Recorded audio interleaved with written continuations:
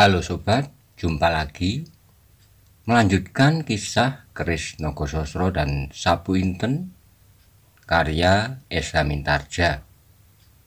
Kali ini dalam episode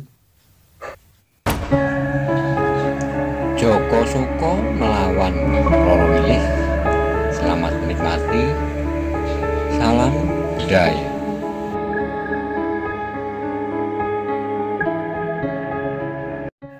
Pada episode sebelumnya dikisahkan ketika Joko Soko terkepung oleh Maiso Jenar, Kebo Kanigoro, Roro Wilis dan Endang Widuri. Kemudian Joko Soko mengeluarkan siasat yang licik, yaitu dengan menantang salah satu dari rombongan 4 orang tokoh tersebut. Bagaimana kisah selanjutnya? Simak bersama-sama. Monggo kula aturi subscribe, like, komen, soho share, matur nuwun.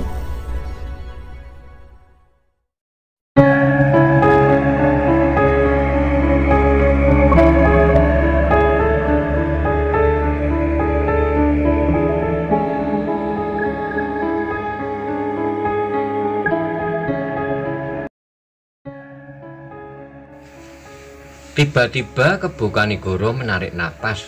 Ia melihat Widuri sedang mengaitkan pada kalung rantai cakra di satu ujung dan sebuah cincin bermata merah menyala-nyala di ujung yang lain, kelambang Sayuto.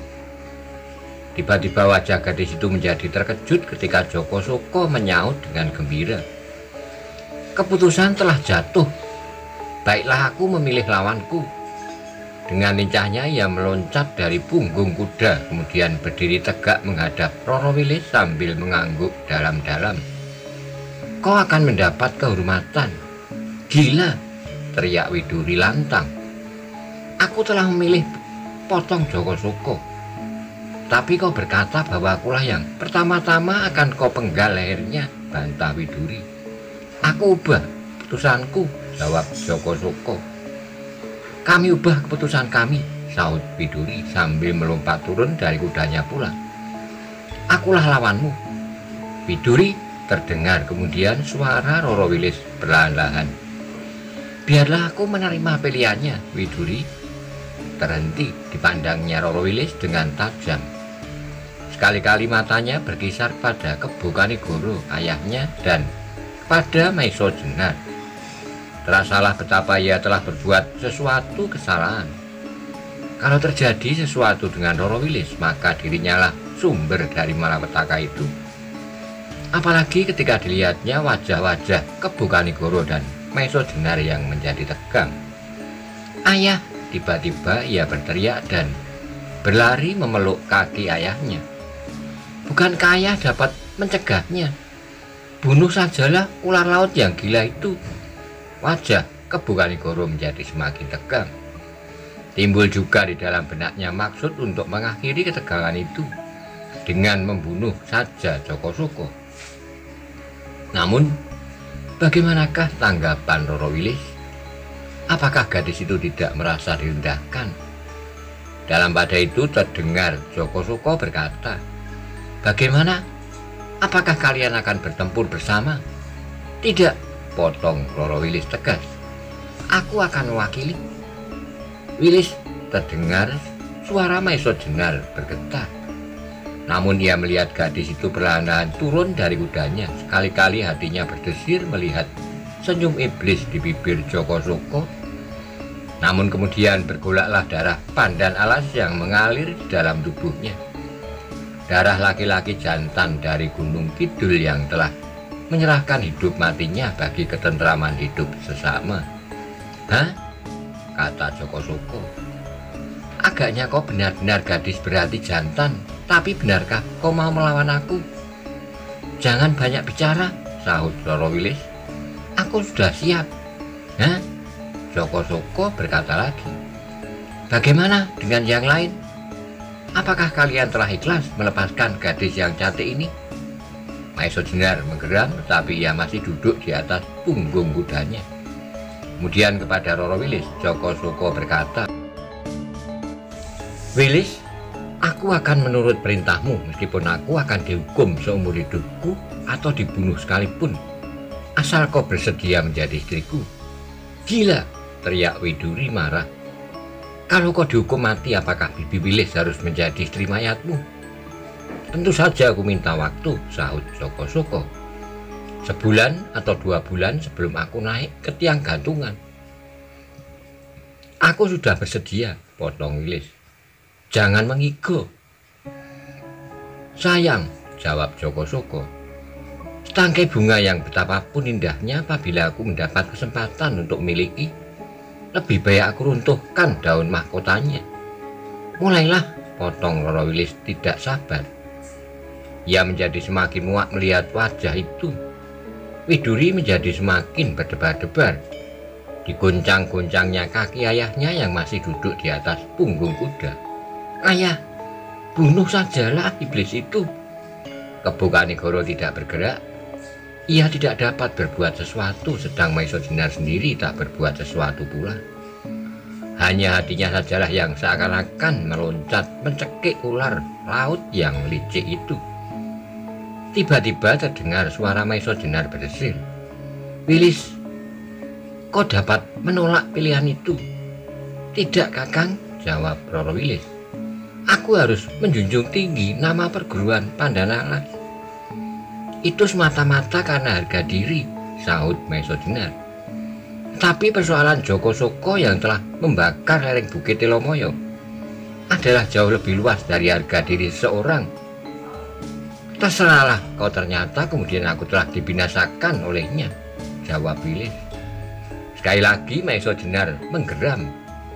Hatinya mengumpat-umpat atas kelicikan Jokosoko. Yang dapat dilakukan hanyalah berdoa semoga Tuhan melindungi gadis yang telah menjadikan dirinya wakil untuk melawan Jokosoko itu. Kini Jokosoko telah berdiri berhadapan dengan Roro Wilis. Maisojenar dan Kebokanegoro pun tidak dapat tetap duduk di atas punggung kuda. Karena itu segera mereka berloncatan turun.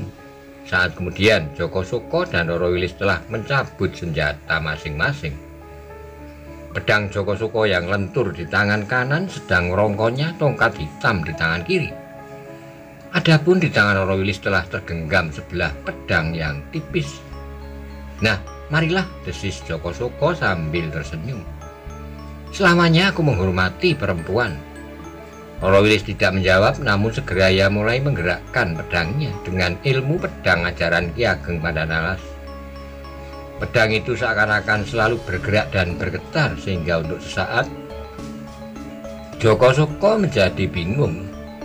Ia tidak dapat memperhitungkan kemana kira-kira ujung pedang itu akan mengarah.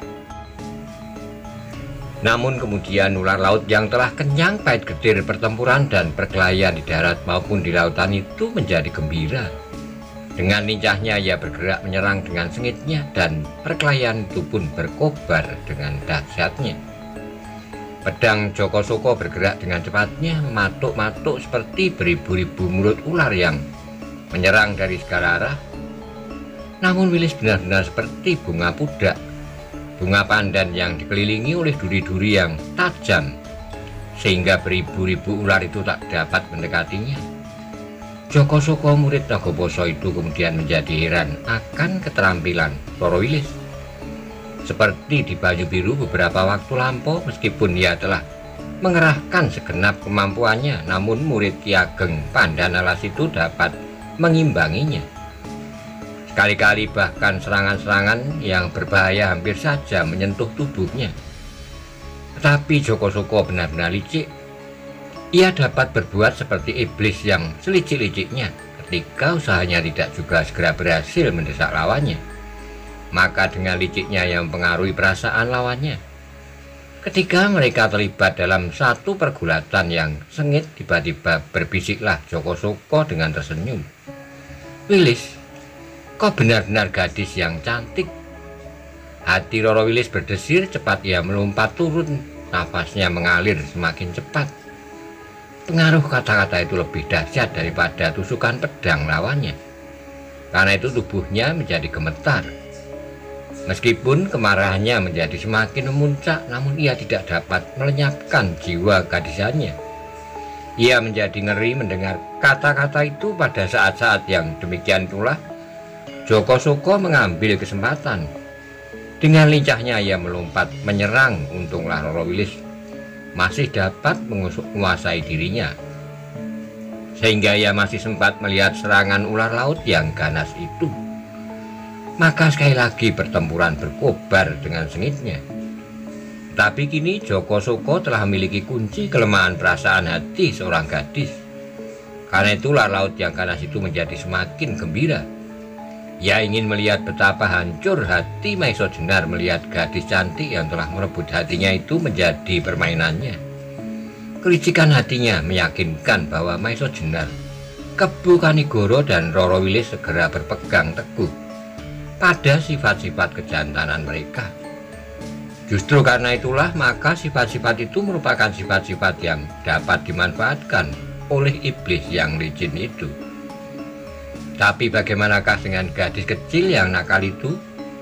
Kalau tiba-tiba ia menyerbunya, maka entahlah apakah ia masih dapat bertahan melawan keduanya. Namun ia mengharap bahwa Roro Wilislah yang akan mencegahnya. Joko Soko bertempur terus sambil tersenyum. Kadang-kadang meluncurlah dari bibir yang tipis itu kata-kata lembut untuk meruntuhkan hati lawannya.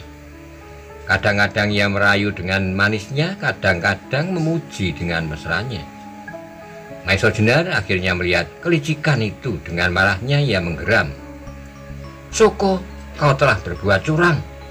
Joko Soko masih tersenyum sambil menggerakkan pedangnya. Jawabnya, "Aku berkata sebenarnya Maiso Jenar, alangkah indahnya wajah yang bulat ini. Apalagi kau Wilis sedang bersungut-sungut, benar-benar gila aku dibuatnya." Kata-kata itu benar-benar mempengaruhi perasaan Roro Wilis.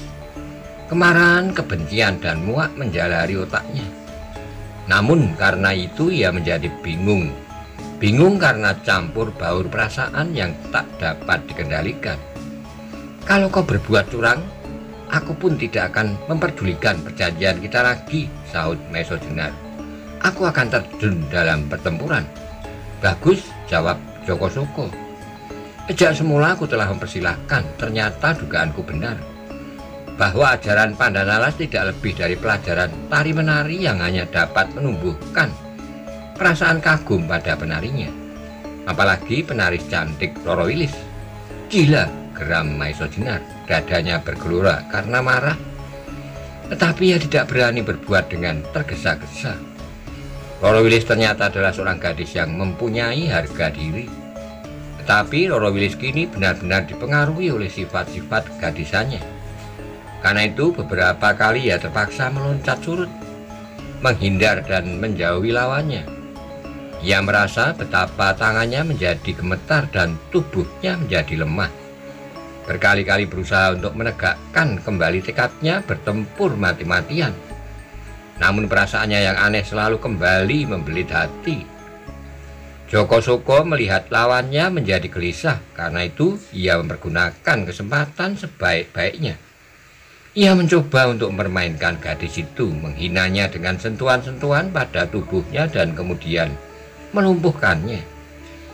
Maiso Jenar adalah orang yang terkenal dengan sifat-sifat keperwiraan serta kejantanannya.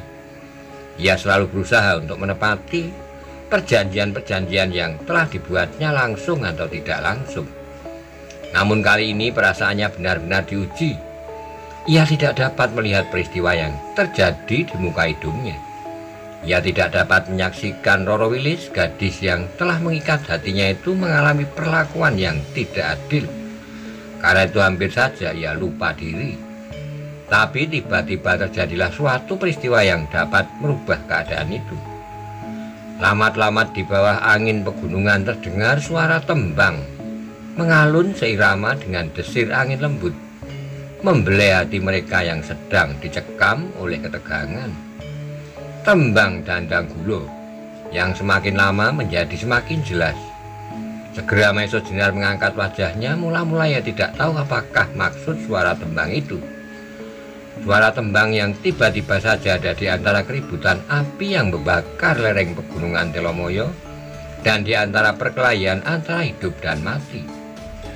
Tapi kemudian ia tersenyum dalam hati. Ia kenal suara itu baik-baik, suara yang telah banyak menolongnya dalam berbagai keadaan. Pada saat ia hampir dibinasakan oleh pasingsingan di alas Tambak Boyo maupun di Banyu Biru, tiba-tiba terdengarlah Maisa Jenar berkata lantang, "Kakang Kebukanigoro, siapakah yang berlagu tembang Dandang Kula itu?" Terdengar Kebukanigoro menjawab lantang pula, "Paman Pandanalas, ternyata ia hadir di sini." "Bagus," sahut Maisa Jenar. "Orang tua itu tidak terikat pada perjanjian antara kita dengan ular laut yang gila itu. Bukankah perguruan Pandanalas hanya merupakan perguruan yang tak berharga? Tidak lebih dari perguruan tari dari tari-tarian yang menggairahkan. Alangkah lebih menggairahkan kalau gurunya itu yang menari di sini. Gila, setan, iblis!" Tiba-tiba Joko Soko mengumpat habis-habisan. "Apa kerja kambing tua itu di sini?" Melihat muridnya menari, tiba-tiba terdengar suara kecil, suara Endang Widuri. Selama ini urat sarafnya menjadi tegang, setegang tali busur. Namun tiba-tiba kini telah mengendor dan gadis nakal itu telah dapat tersenyum pula. Karena suara tembang itu pula, maka keseimbangan perkelahian itu terpengaruh. Tiba-tiba Roro Wilis menjadi seperti seorang yang menerima kekuatan baru. Kehadiran guru serta sekaligus kakeknya telah membangkitkan kebulatan tekadnya kembali. Suara tembang itu telah membantunya menyingkirkan perasaan kegadisannya yang selama ini mengganggunya. Sebaliknya Joko Sokolah yang kini menjadi gelisah. Ia sadar bukan tidak sengaja Maisa Jenar berteriak-teriak bahwa orang-orang tua itu tidak terikat dengan suatu perjanjian apapun. Karena itu Joko Soko menjadi cemas akan kehadiran Pandanalas. Pertempuran pun menjadi berubah. Roro Wilis telah berhasil menguasai pedangnya dengan baik. Sekali-kali pedang itu menyambar dengan dahsyatnya ke arah-arah yang berbahaya. Sedang Joko Soko yang gelisah itu semakin kehilangan pengamatan atas pedang serta tongkat hitamnya. Demikianlah pertempuran itu berlangsung terus, setapak demi setapak. Roro Wilis mulai mendesak lawannya. Joko Soko sekali-kali masih mencoba mempengaruhi perasaan lawannya, namun karena hatinya sendiri menjadi gelisah, maka usahanya tidak berhasil. Kata-katanya menjadi janggal dan justru menjadikan Roro Wilis semakin teguh pada pendiriannya. Bahwa ular laut itu harus dibinasakan, akhirnya terdengar Joko Soko berteriak, "Hei! Kalau kalian orang-orang jantan, suruh kambing jenggotan itu berhenti mengembik." Yang menjawab adalah Maisa Jenar. "Tak ada sangkut paut antara kita dengan orang tua itu. Kita telah berjanji menyelesaikan persoalan kita sendiri. Sedang Ki Ageng Pandanalas berdendang untuk melepaskan kegemarannya sendiri di tempat lain dan dalam persoalan lain." "Bohong," sahut Joko Soko yang menjadi semakin gelisah. "Pandanalas telah mencoba mempengaruhi perasaanku, menakut-nakuti dan mencoba melemahkan perlawananku. Mengapa kau tiba-tiba menjadi takut?" sela Endang Widuri. "Bukankah kau sedang menonton tari-tarian yang menggairahkan?" Joko Soko menggertakkan giginya, dipusatkannya panca inderanya untuk melawan Roro Wilis.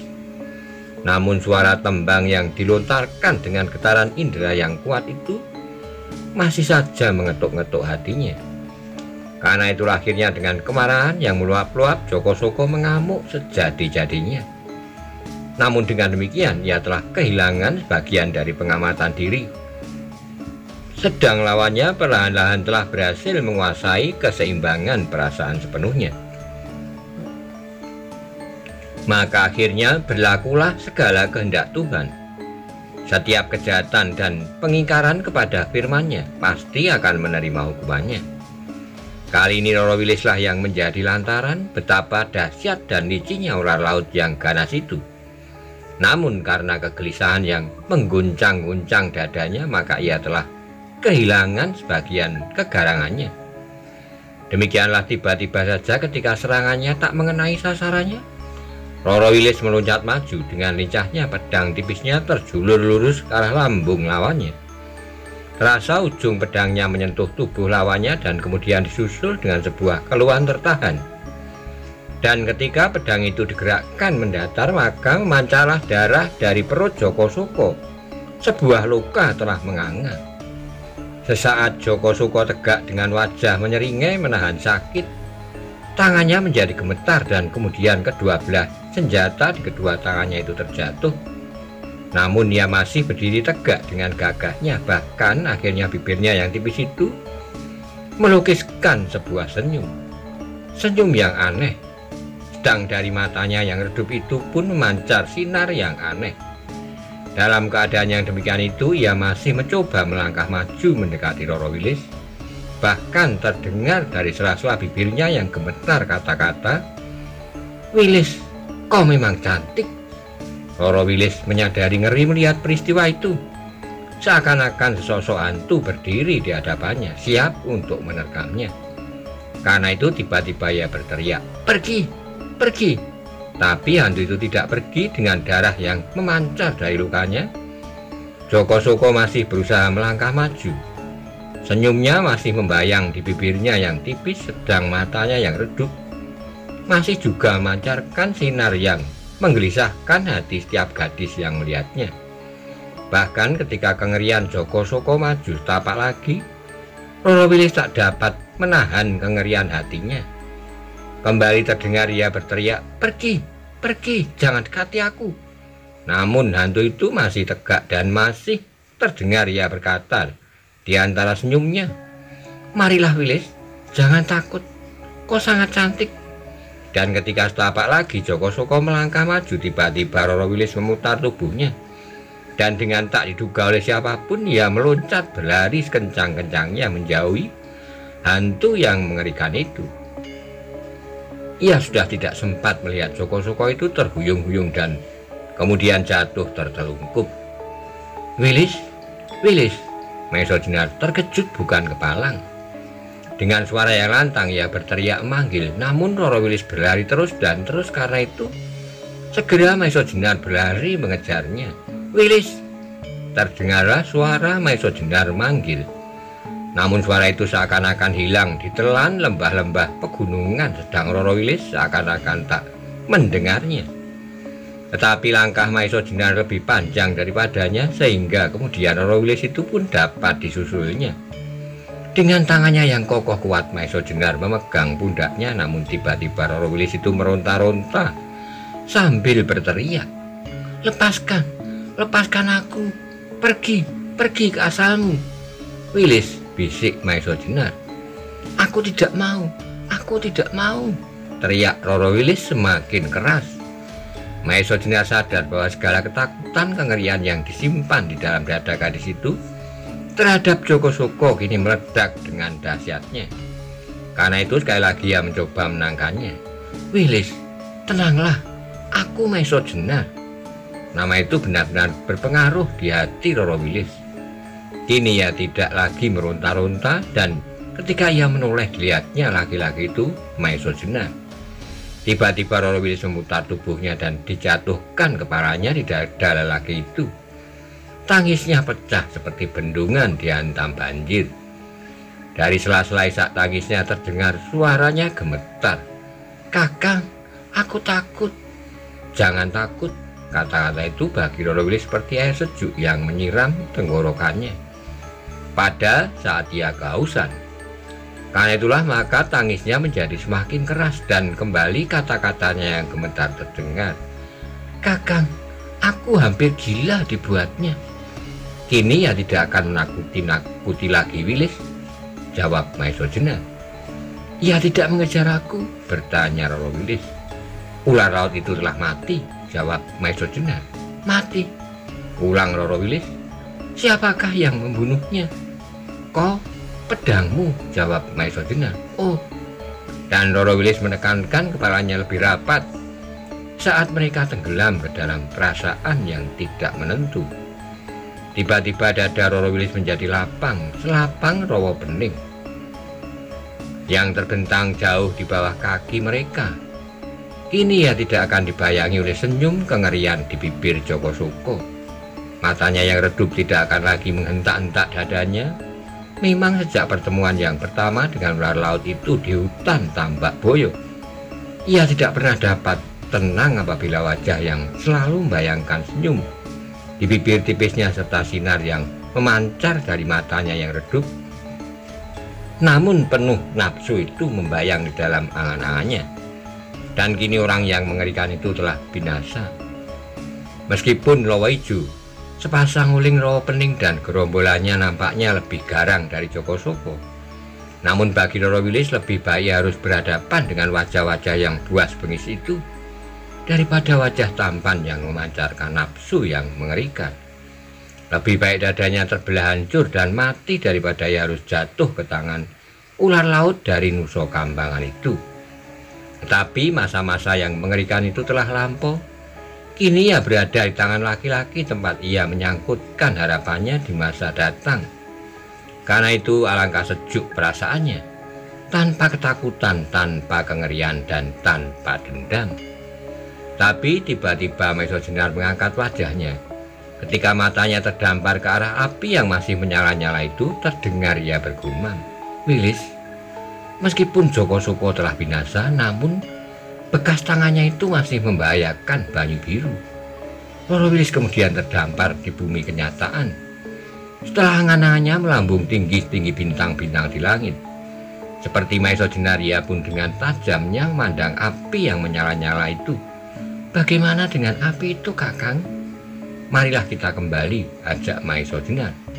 Roro Wilis mengangguk dan melangkahlah ia mendahului Maiso Jenar kembali ke tempat kuda-kuda. Dari kejauhan dilihatnya Kebo Kanigoro dan Endang Widuri berdiri dengan tegang kaku. Di samping mereka telah berdiri pula Ki Ageng Pandan Alas. Ketika mereka melihat Roro Wilis berjalan kembali diiringkan oleh Maiso Jenar, mereka menarik napas dalam-dalam. "Tidakkah kau mengalami sesuatu?" terdengar Ki Ageng Pandan Alas bertanya kepada cucunya. Roro Wilis menggelengkan kepalanya, tapi ketika terpandang olehnya mayat Joko Soko yang menelungkup di muka kaki kakeknya, ia malingkan wajahnya. "Aku melihat semua yang terjadi di sini," berkata Ki Ageng Pandan Alas. "Ketika aku datang bersama-sama Nyai Ageng Gajah Suro, aku melihat kalian berkuda. Aku sudah mengira apa yang akan kalian lakukan, namun aku tidak segera dapat menyusul. Aku terpaksa menyerahkan Nyai Ageng dahulu kepada suaminya. Baru aku menyusul kalian. Tapi ketika aku melihat di kejauhan 5 orang berkuda, aku menjadi curiga. Karena itu aku mendekatinya dengan diam-diam. Agaknya persoalan kalian demikian tegangnya, sehingga kalian tidak mendengar kehadiranku. Aku melihat kelicikan Joko Soko yang mempengaruhi perasaan lawannya. Karena itu aku terpaksa berdendang lagu dandang gulung." Suara yang merdu sekali. Tiba-tiba Widuri menyela. Ki Ageng Pandan Alas tersenyum kemudian bertanya, "Lalu bagaimana dengan api itu?" Serentak mereka menoleh ke arah api di lereng bukit. Api itu masih menyala. Namun agaknya api itu tidak jauh maju, bahkan di beberapa bagian nampaknya bahwa lidahnya tidak lagi menjilat langit. "Api itu susut," gumam Maiso Jenar. "Mudah-mudahan usaha Paman Monomerto dan rakyat Banyu Biru berhasil," sahut Kebo Kanigoro. "Api itu tidak akan dapat menjalar terus," sambung Widuri. "Tetapi api itu belum sempat di daerah yang dipisahkan oleh rakyat Banyu Biru itu," sahut Maiso Jenar. "Marilah kita lihat," berkata Ki Ageng Pandan Alas. "Aku akan mengambil kudaku." Saat kemudian mereka telah mengambil kuda masing-masing, Ki Ageng Pandan Alas pun kemudian meloncati padas-padas di lereng bukit itu, menyusup beberapa gerumbul untuk mengambil kudanya, dan sesaat kemudian mereka berlima telah berpencar ke Banyu Biru. Tapi Maiso Jenar yang berkuda di paling depan tiba-tiba terhenti. Katanya, Paman Pandan Alas, api itu berhenti di sini." Ki Ageng Pandan Alas dan Kebo Kanigoro mengerutkan keningnya. "Ya, api itu berhenti di sini. Aneh," desis mereka hampir bersamaan. Untuk saat mereka berhenti, termangu-mangu. Api itu tidak menjalar terus ke atas. Di kejauhan masih terdengar campur baur dari suara ranting-ranting yang terbakar dengan suara teriakan-teriakan orang-orang Banyu Biru yang masih berusaha menarik garis batas antara daerah ilalang dan perdu yang dimakan api dengan perdukuhan mereka, dengan hutan-hutan getah dan hutan-hutan buah-buahan. Sekali-kali mereka masih melihat beberapa ekor kijang, babi hutan, dan binatang-binatang lain berlari-lari meninggalkan daerah yang panas itu. Tiba-tiba dada Mesojena terguncang dahsyat dalam bayangan cahaya api yang kemerah-merahan. Ia melihat sosok tubuh yang berdiri tegak di antara batang-batang ilalang. Demikian terkejutnya sehingga dengan serta-merta ia berkata, "Kakang, kau lihat orang itu?" Kebu Kanigoro mengurutkan keningnya. Ia pun melihat bayangan itu. Ki Ageng, Pandanalas, dan yang lain-lain pun akhirnya melihat pula. "Siapakah dia?" Wilis bergumam. Tiba-tiba ia menjadi ngeri. "Pasti bukan Joko Soko," sahut kakeknya. Untuk saat mereka berdiam, aneh, seseorang berdiri di antara batang-batang ilalang yang sedang dimakan api. Kalau api itu menjalar terus, maka orang itu pun pasti akan menjadi abu pula. Namun agaknya api itu berhenti. Angin tidak bertiup lagi, desis Mesojena. "Batang-batang ilalang itu belum kering benar," sahut Kebu Kanigoro. Tapi Mesojena tidak puas dengan sangkaan-sangkaannya saja. Segera ia meloncat turun dari kudanya sambil berkata, "Akan aku dekati orang itu." Tetapi kalau api itu menjalar, Wilis mencoba untuk mencegahnya. "Tidak, api itu benar-benar berhenti di sini. Kalau tiba-tiba api itu bergerak, aku dapat berlari menjauhinya," jawab Mesojena. "Aku pergi bersamamu," sahut Kebu Kanigoro. "Kita pergi bersama-sama," sambung Endang Widuri. Mesojena tidak dapat mencegah mereka. Segera yang lain pun berlompatan pula dari atas kuda mereka. Tapi demikian mereka menginjakkan kaki, mereka terasa air memercik membasahi pakaian mereka. "Air!" teriak Widuri. Baru Mesojena merasa bahwa kakinya pun terendam air. Maka katanya, "Air dari blumbang yang dijebol." Mereka diam, perlahan-lahan mereka berjalan mendekati bayangan yang dilindungi oleh batang-batang ilalang. Cahaya yang kemerah-merahan bergerak-gerak dengan garangnya dan pancaran panasnya terasa meraba-raba tubuh mereka. Baru beberapa langkah mereka berjalan, peluh telah mengalir dari lubang-lubang di kulit mereka. Selain panas yang membelai wajah mereka, mereka pun harus berhati-hati. Apakah orang itu salah seorang dari kawan Joko Soko atau orang lain yang belum mereka kenal? Mereka tidak tahu apakah maksud orang itu berdiri menghadap api yang sedang marah. Semakin dekat, hati mereka semakin berdebar-debar. Ketika mereka kemudian dapat melihat orang itu, sekali lagi mereka terkejut. Orang itu adalah seorang tua yang berwajah tenang dan dalam dan mengenakan jubah putih. "Panembahan Ismoyo!" Hampir bersamaan kelima orang itu bergumam. "Ya, Panembahan Ismoyo," Kebu Kanigoro menegaskan. Mereka menjadi yakin ketika orang tua itu menoleh ke arah mereka, dan kemudian wajahnya yang dibayangi oleh cahaya api itu memancarkan sebuah senyum.